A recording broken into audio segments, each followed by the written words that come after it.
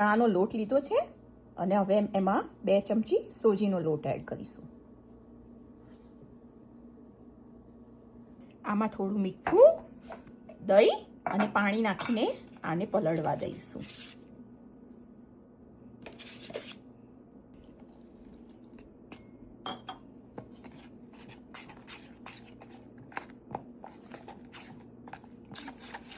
હવે આ બેટરને 10 મિનિટ માટે સાઈડમાં ઢાંકીને મૂકી દઈશું. હવે એક પેનમાં 2 ચમચી તેલ ગરમ કરવા મૂકી દઈશું. હવે તેલ આવે એટલે એમાં જીરું, હિંગ, થોડો અજમો અને હવે આપણે જે લસણ અને મરચાંની પેસ્ટ બનાવી હતી એમાં નાખી દઈશું અને મિક્સ કરી લઈશું બરાબર. હવે એને થોડું ચડવા દઈશું.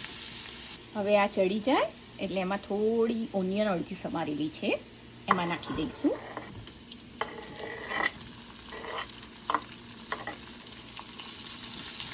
હવે ઓનિયનને બરાબર મિક્સ કરી લઈશું અને એને પણ લાઇટ બ્રાઉન થવા દઈશું.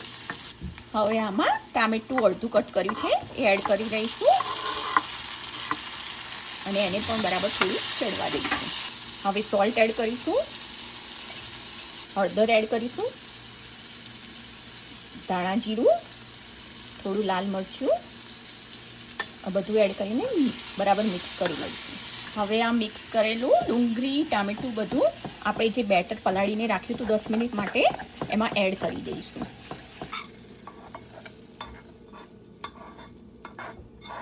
હવે બરાબર મિક્સ કરી લઈશું. હવે 1 ચમચી બોરું ખાંડ આમાં નાખીશું. તમારે જેટલું ગળું જોઈએ એટલી તમે ખાંડ એડ કરી શકો છો. અહીંયા પાલક થોડો ધોઈને કટ કરીને મૂક્યો હતો એ એમાં એડ કરી દઈએ છીએ અને થોડી કોથમીર કટ કરીને મૂકી હતી. હવે આ બધું બરાબર મિક્સ કરી લઈશું. અમે તીખું ઓછું ખાઈએ છીએ એટલે મેં મરચું ઓછું નાખ્યું છે, પણ તમે તમારા ટેસ્ટ પ્રમાણે મીઠું અને મરચું એડ કરી શકો છો. હવે ચીલા બનાવવા માટે એક બાજુ પેન ગરમ કરવા મૂકી દીધું છે. હવે આપણે તેલથી તવીને ગ્રીસ બરાબર કરી લઈશું જેથી ચીલા આપણે ઉતારીએ ત્યારે ચોંટી ના જાય. આને બરાબર સ્પ્રેડ કરી લઈશું.